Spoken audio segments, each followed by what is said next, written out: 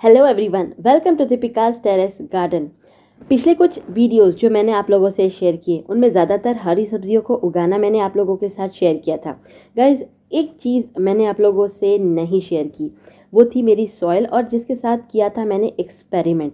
अब वो एक्सपेरिमेंट क्या है वो मैं आप लोगों से शेयर करूँगी आज के इस वीडियो में विथ रिज़ल्ट। क्या मुझे रिजल्ट मिला मैंने जो एक्सपेरिमेंट शेयर किया उसके साथ।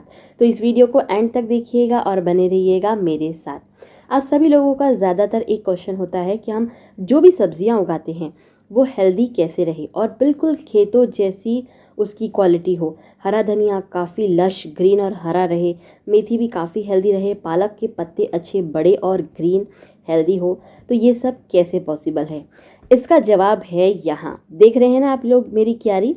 याद होगा मैंने आप लोगों से धनिया उगाना का पूरा मेथड शेयर किया था और ये क्यारी भी बताई थी। अगर आप लोगों ने वीडियो देखा है तो आप जानते होंगे कि ये क्यारी पूरी तरीके से नए तरीके से मैंने तैयार की थी और उस दौरान इसमें मैंने आपको सिर्फ धनिया उगाना बताया था।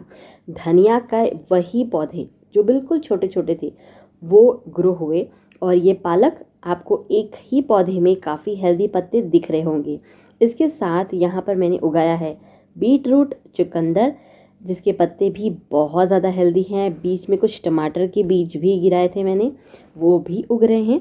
और हरा धनिया तो इस पूरी क्यारी में भर भर कर है ना, बिल्कुल खेतों जैसा ग्रीन, फ्रेश और लश।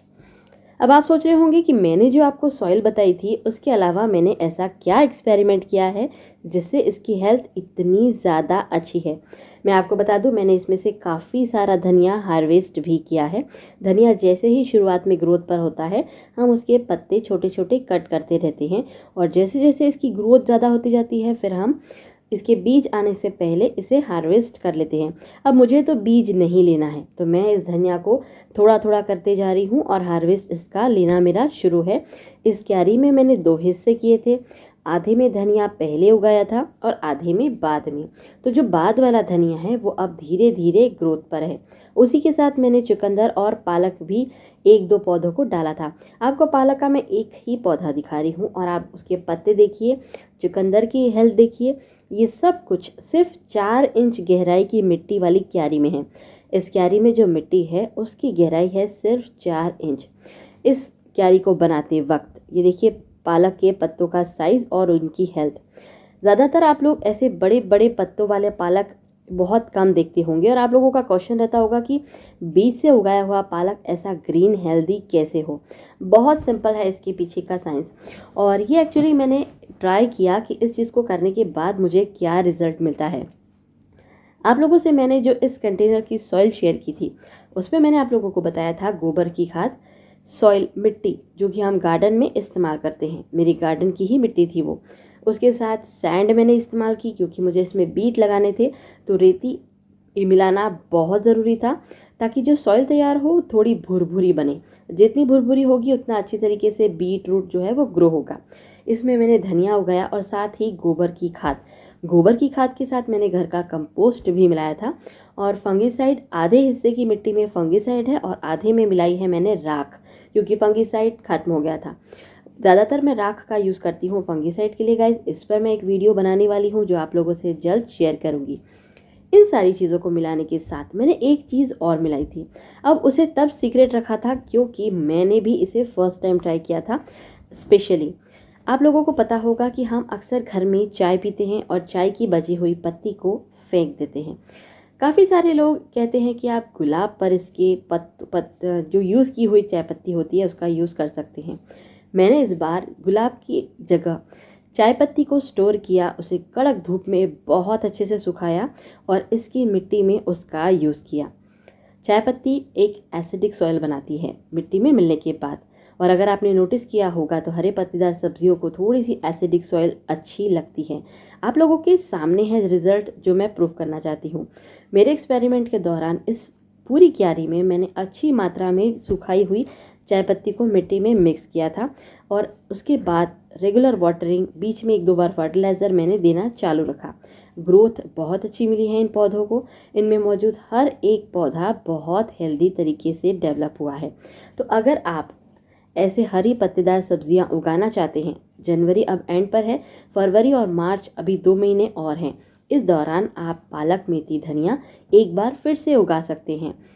प्याज आदि दूसरी सब्जियां भी उगाना शुरू कर सकते हैं। शिमला मिर्च, टमाटर ये सब भी आप उगा सकते हैं। तो आप इस बार अपनी मिट्टी में चाय पत्ती की क्वांटिटी मिक्स कीजिए, उससे यूज़ कीजिए और उसका रिज़ल्ट मेरे ही जैसा आपको मिलेगा। ये चीज़ मैंने पहले इसीलिए शेयर नहीं की थी क्योंकि मुझे इसका रिज़ल्ट एंड तक देखना था कि वाकई में कैसा हेल्दी मेरे पौधों को हेल्थ कैसी मिलती है। अब मैं चाय पत्ती को कैसे रेडी करती हूँ ये देख लीजिए। गाइज, इस वक्त आपको जो टेरेस पर इतनी सारी चाय पत्ती दिख रही है, ये हमने घर की और थोड़ा बाहर से मंगाई हुई इस्तेमाल की है। इस चाय पत्ती को 1 से 2 बार ही मैंने पानी में धोया और फिर पूरे टेरेस पर इस तरीके से फैला कर रखा है। काफ़ी तेज़ धूप होती है हमारे यहाँ, विंटर में भी बहुत ज़्यादा ठंड नहीं पड़ती, तो ये बहुत अच्छे से सूख रही है। 4-5 दिनों तक मैं चाय पत्ती को इसी तरीके से फैलाकर सूखने देती हूँ। अब इसमें अदरक जो होता है वो कई बार सूखने के दौरान ऊपर आ जाता है, अलग हो जाता है, क्योंकि वो स्ट्रॉन्ग पत्तियों जैसा होता है। सिकुड़ कर उसको मैं अलग से इसी चाय पत्ती के ऊपर से इकट्ठा कर सकती हूँ। तो ज़्यादातर मैं अदरक जो होता है वो इकट्ठा करके निकाल लेती हूँ, जिससे अदरक का पोर्शन इस चाय पत्ती में बहुत कम रह जाता है। अदरक को मैं निकाल कर मिला देती हूँ कंपोस्ट में, और ये जो चाय पत्ती आप देख रहे हैं सुखाकर तैयार की हुई, इसे मैं मिलाती हूँ मिट्टी में। इस चाय पत्ती के साथ गोबर की खाद, थोड़ी सी राख, मिट्टी, सैंड, वो सारी चीज़ें मिलाकर मैंने सॉइल तैयार की थी और उसी में उगाया है मेरी क्यारी में मौजूद धनिया, बीटरूट आदि सब कुछ। आप लोगों को रिजल्ट हेल्थ पौधे की दिख रही है। अब मैं आप लोगों से एक चीज़ और शेयर करती हूँ। मुझे जल्द ही शिमला मिर्च और बैगन, दूसरी मिर्च के पौधे शिफ्ट करने हैं। ये सारी चाय पत्ती मैं उन पौधों की मिट्टी बनाने के लिए स्टोर कर रही हूँ। तो जब मैं उसकी मिट्टी बनाऊंगी तब आप लोगों से पूरा डिटेल में वीडियो शेयर करूँगी कि मैंने किस तरीके से क्या क्या प्रोसेस को यूज़ किया।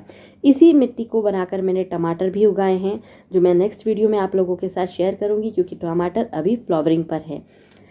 आप भी चाय पत्ती को इसी तरीके से स्टोर कीजिए। मेरे घर में निकलने वाली चाय पत्ती भी मैं इसमें मिलाती हूँ, और कुछ मैंने मार्केट की टी शॉप से भी कलेक्ट किया है, ताकि मैं ज़्यादा से ज़्यादा क्वांटिटी में टी लीव्स इस तरीके से सुखाकर स्टोर कर सकूं। गाइस, आप चाय पत्ती का कंपोस्ट भी बना सकते हैं। चाय पत्ती गीली की गीली जिसे आप धोते हैं उसको एक मटके में स्टोर करते जाइए, और मटके का मुंह कपड़े से बंद कर दीजिए ताकि उसे हवा लगती रहे। कुछ ही महीनों में चाय पत्ती डिकम्पोज हो जाएगी और आपको अच्छा हेल्दी खाद मिलेगा। अब आप लोग सोच रहे होंगे कि मैं गुलाब में इसे क्यों नहीं मिलाती। गुलाब के मामले में मैं ये रिस्क नहीं लेती, क्योंकि गुलाब के जो पौधे होते हैं ज़्यादातर फंगस लगने की वजह से ख़राब होते हैं। तो ऐसे में अगर हम गीली चाय पत्ती उसमें ना मिलाएं तो गुलाब के लिए बेटर रहेगा।